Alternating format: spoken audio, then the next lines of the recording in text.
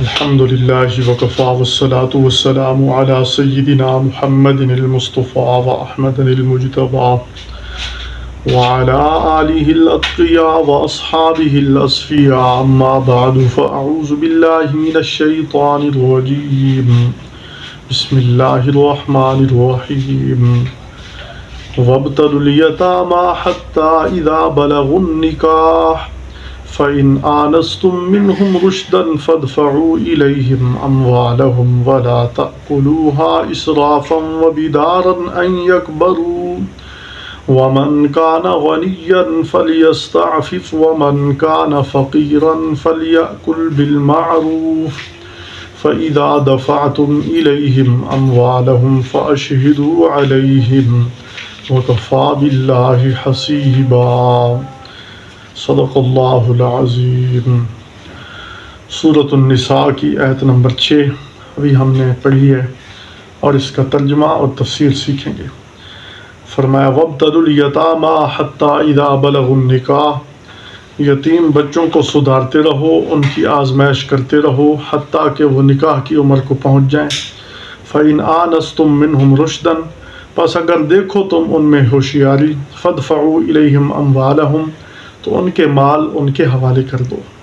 ولا تأکلوها اسرافا، اور نہ کھاؤ ان مالوں کو اسراف کرتے ہوئے، فضول خرچی کرتے ہوئے۔ وبدارا ان یکبروا، اور اس حاجت سے کہ وہ بڑے ہو جائیں، اس وجہ سے زیادہ مال نہ کھاؤ۔ ومن کان غنیا فلیستعفف، اور جو کوئی حاجت مند نہ ہو، غنی ہو، تو وہ چاہیے کہ اپنے آپ کو بچائے۔ ومن کان فقیرا فلیأکل بالمعروف، اور جو کوئی محتاج ہو وہ کھائے دستور کے موافق۔ فَإِذَا دَفَعْتُمْ إِلَيْهِمْ أَمْوَالَهُمْ، جب تم حوالے کرنے لگو ان کی طرف ان کے مال، فَأَشْهِدُوا عَلَيْهِمْ، تو ان پر گواہ بنا لو۔ وَكَفَى بِاللَّهِ حَسِيبًا، اور اللہ کافی ہے حساب لینے والا۔ اس آیت مبارکہ میں یتیموں کے مال حوالے کرنے کے متعلق قرآن حکیم نے اہم ضابطے بیان فرمائے ہیں۔ پیچھے فرمایا وَلَا تُؤْتُوا السُّفَهَاءَ، کم عقل کو مال نہ دو، تو کم عقل کی تفسیر پیچھے ہم پڑھ چکے ہیں۔ اب فرمایا کہ یتیموں کو مال تو حوالے کرنا ہے، جو یتیم کا ولی ہے اس کی ذمہ داری ہے، اس نے ذمہ داری اپنی پوری کرتے ہوئے مال تو ان کے حوالے کرنا ہے، لیکن کب حوالے کرے؟ فرمایا یتیم کا امتحان لیتے رہو۔ یتیم ہوتا ہے بالغ ہونے سے پہلے یا بالغ ہونے کے قریب، اور جیسے پیچھے ہم تفصیل کے اندر پڑھ چکے ہیں کہ بلوغت کے قریب یا بالغ ہونے کے بعد بھی اس پر یتیمہ کے اثرات رہتے ہیں، اور قرآن حکیم نے جو فرمایا وَآتُوا الْيَتَامَى، یتیموں کو مال دے دو، ظاہر ہے بالغ ہونے سے پہلے تو نہیں دیا جا سکتا۔ تو فرمایا یتیم جو بچہ جو بالغ ہونے کے قریب ہے، آپ کی زیر کفالت ہے،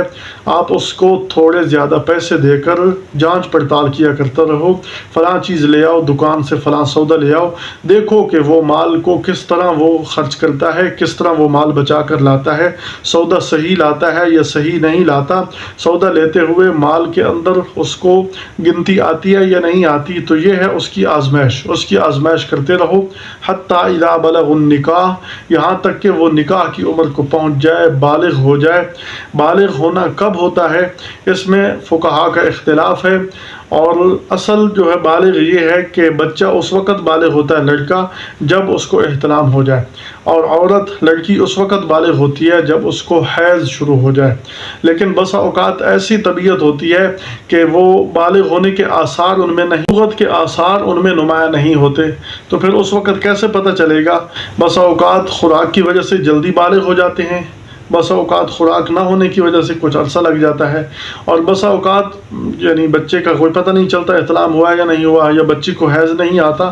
اب اس صورت میں کون سی عمر ہے؟ اس میں احناف کا راجح قول یہ ہے کہ 15 سال کی عمر میں بچہ اور بچی بالغ ہو جاتے ہیں۔ فرمایا کہ یہ بالغ ہونے کی عمر ہے، اور ویسے اختلاف بھی ہے،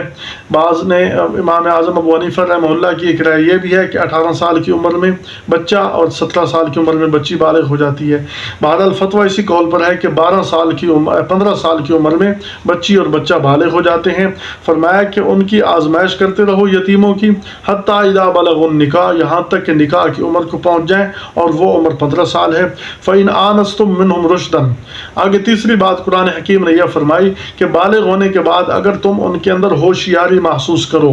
تم یہ بات محسوس کرو کہ یہ ہوشیار ہو چکے ہیں، سمجھدار ہو چکے ہیں، اپنے مال کو ضائع کرنے والے نہیں، مال کو مال سمجھتے ہیں، اللہ تعالیٰ کی اس نعمت کی قدر کرنے والے ہیں، فضول اسراف کرنے والے نہیں ہیں، ہوشیار ہیں، یعنی ایسا نہیں ہے کہ مال ضائع کرنے والے ہوں۔ فَادْفَعُوا إِلَيْهِمْ أَمْوَالَهُمْ، تو اس وقت ان کے مال ان کے حوالے کر دو۔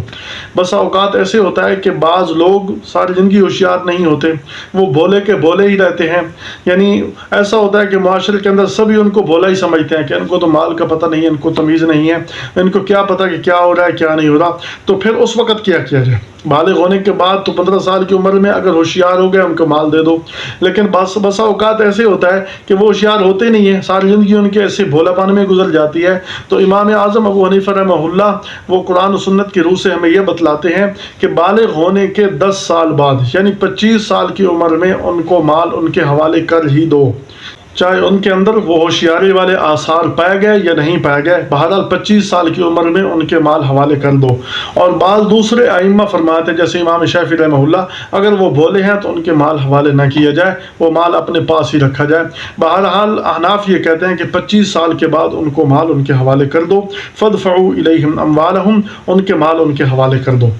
اور پھر فرمایا جو ولی ہے، جو یتیم کا ولی ہے، وہ تایا بھی ہو سکتا ہے، چچا بھی ہو سکتا ہے، یتیم کی کفالت کرنے والا کوئی اور بھی ہو سکتا ہے، رشتہ دار بھی ہو سکتا ہے، بھائی بھی ہو سکتا ہے، چچا زاد بھائی بھی ہو سکتا ہے، ماموں زاد بھائی بھی ہو سکتا ہے، یعنی اگر وہ قریبی اولیاء نہ ہوں تو کوئی بھی ان میں سے ہو سکتا ہے۔ تو فرمایا قرآن حکیم ان کو ہدایت کر رہا ہے وَلَا تَأْكُلُوهَا إِسْرَافًا، اس یتیم کے مال کو فضول خرچی میں نہ اڑاؤ، اس یتیم کے مال کو رسومات میں نہ اڑاؤ، اس یتیم کے مال کو شریعت کے خلاف نہ اڑاؤ کہ شریعت جہاں منع کر رہی ہے وہاں تم مال اڑا رہے ہو۔ اس یتیم کے مال کو مثلا یوں کہے کہ ہم نے آپ کے لیے منت مانی تھی، آپ بڑے ہو جائیں گے تو ہم آپ کے لیے صدقہ کریں گے، خیرات کریں گے، تو یہ منت اپنی جیب سے ادا کرو۔ ایسا نہیں ہے کہ اس یتیم کے مال سے ادا کرو، یا فضول منت بعض لوگ غیر اللہ کی منت مان لیتے ہیں کہ ہم فلاں جگہ پر جا کر چڑھاوا چڑھائیں گے، فلاں جگہ پر جا کر جو ہے نا قبر پر ہم چادر چڑھائیں گے، یا فلاں قبر پر جا کر ہم کوئی منت پوری کریں گے، کوئی مٹھائی تقسیم کریں گے۔ تو یتیم کے مال سے بالکل اجازت نہیں،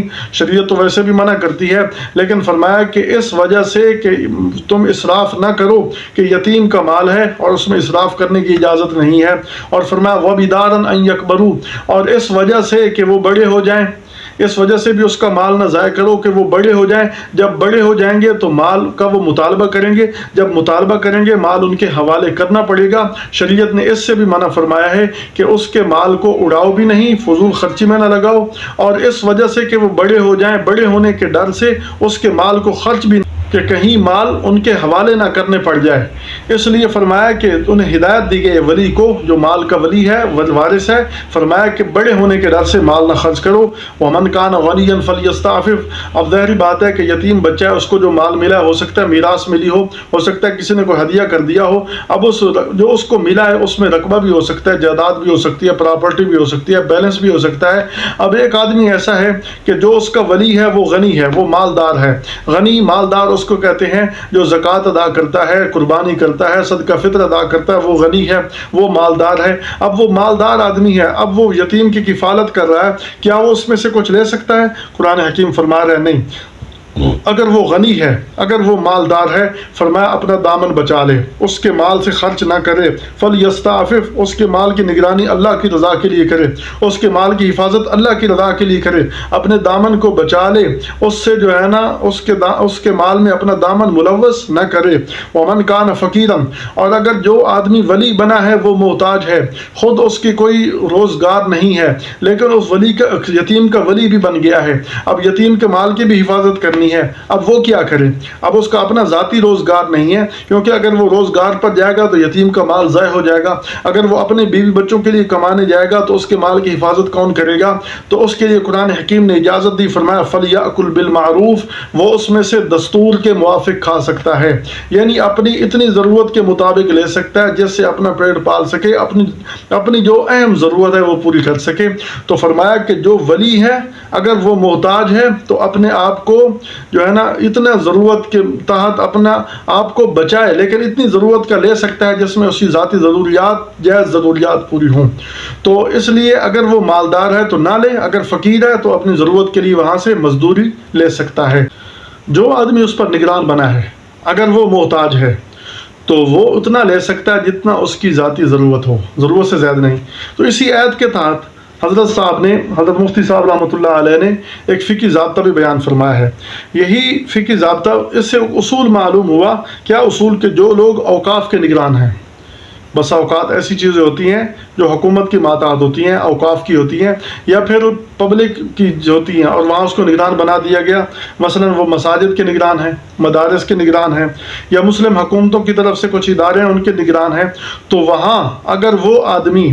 جو اس طرح خدمت کر رہا ہے، اگر وہ اس کا اپنا ذاتی بزنس ہے، ذاتی کاروبار ہے، تو وہاں سے اپنے آپ کو بچائے، وہ مال نہ لے۔ اور اگر اس کا ذاتی کاروبار نہیں ہے تو وہاں سے اتنا لے سکتا ہے جتنا اس کی ذاتی ضرورت ہو۔ اس ضرورت سے زیادہ اس کے لیے لینا مناسب نہیں ہے، زیادہ اس کے لیے لینا جائز نہیں ہے۔ بیت المال سے اتنا لے جتنا اس کی ضرورت ہے۔ ایسا نہ ہو کہ وہ اس ادارے کی آڑ میں اپنے بینک بیلنس بنا لے، اپنی شاندار گاڑیاں بنا لے، اپنے جو ہے نا پروٹوکول بنا لے، اپنے بزنس چلا لے، ایسا نہ ہو، ایسا نہیں کرنا چاہیے، یہ کرنا ناجائز ہے، اللہ رب العالمین نے اس کی اجازت نہیں دی۔ تو قرآن حکیم کی اس آیت سے فقہاء نے یہ ضابطہ بیان فرمایا کہ اس سے اتنا لے سکتا ہے، اگر ضرورت ہے تو ضرورت کی۔ اس لیے فاروق اعظم رضی اللہ عنہ وہ فرماتے ہیں کہ میں باوجود حکمران ہونے کے اپنے آپ کو اس یتیم کے ولی کی طرح سمجھتا ہوں کہ جب مجھے ضرورت ہو، میرے پاس کچھ نہ ہو تو بیت المال سے لے لیا، جب میرے پاس اپنا ذاتی مال موجود ہوتا تو میں بیت المال سے کچھ نہیں لیتا تھا۔ تو یہ ہماری بیک ہے، یہ ہمارے حکمران گزرے ہیں۔ تو اللہ تعالیٰ ایسے حکمران عطا فرمایا جن کو حکومت کا نگران بنایا گیا ہے، وہ بھی اسی طرح جو ہے نا اس ضابطے سے فائدہ اٹھائیں۔ آگے فرمایا فَإِذَا دَفَعْتُمْ إِلَيْهِمْ أَمْوَالَهُمْ، فرمایا جب تم ان کو مال حوالے کرنے لگو، فقراء، اگر فقراء کی بات نہیں، یتیم، جب تم یتیم کے مال حوالے کرنے لگو، جب وہ بالغ ہو گیا، اس کے اندر ہوشیاری پیدا ہو گئی، اب وہ جو ہے نا نکاح کی عمر کو پہنچ گیا، شریعت کے حکم کے مطابق مال اس کے حوالے کرنا ہے، تو فرمایا فَإِذَا دَفَعْتُمْ إِلَيْهِمْ أَمْوَالَهُمْ، جب ان کے مال حوالے کرو، فَأَشْهِدُوا عَلَيْهِمْ، دو شرعی گواہ بنا لو، کیونکہ گواہ بنانے کی صورت میں ہو سکتا ہے کہ وہ یتیم بچہ ہے، کل وہ جو ہے نا بڑا ہو جائے گا اور کچھ اس کو کہنے والے کہیں گے تیرا مال اتنا تھا، تیرا فلاں بکری کھا گیا، تیرا فلاں گائے کھا گیا، تیری فلاں جگہ پر رقبہ تھا اس نے ہڑپ کر لیا۔ تو ایسا نہ ہو کہ لوگوں کے اکسانے پر وہ کل الٹا گریبان پکڑ لے۔ اس لیے شریعت کا ضابطہ یہ ہے کہ وہاں دو گواہ بنا لیے جائیں۔ وَكَفَى بِاللَّهِ حَسِيبًا، گواہ بنانے کی ضرورت نہیں ہے کیونکہ اللہ فرما رہا ہے میں حساب لینے کے لیے کافی ہوں، لیکن ضابطہ یہ ہے کہ گواہ بنا لیے جائے۔ ویسے اللہ حساب لینے کے لیے کافی ہے، لیکن گواہ بنانا بھی ضروری ہے۔ اللہ کے کافی ہونے کا یہ مطلب نہیں ہے کہ گواہ نہ بنائے جائیں، بلکہ قیامت کے دن اللہ حساب لے گا۔ اوقاف کے نگرانوں کا، مساجد مدارس کے نگرانوں کا، اداروں کے نگرانوں کا اصل نگران اللہ ہی ہے۔ اللہ تبارک و تعالیٰ قیامت کے دن حساب لے گا کس نے کس مال کی حفاظت کی، اور کیا اپنا ذاتی پراپرٹیاں بنائیں، کیا اپنے ذاتی کاروبار اور بزنس بنائے، کیا اس میں ذاتیات اس نے اپنی استعمال کی، ذاتیات میں اس نے مال خرچ کیا، یہ اللہ حساب لے گا۔ اللہ رب العالمین حفاظت فرمائے اور قرآن و سنت کے ضابطے کو سمجھ کر عمل کی توفیق عطا فرمائے۔ وما توفیقنا الا باللہ۔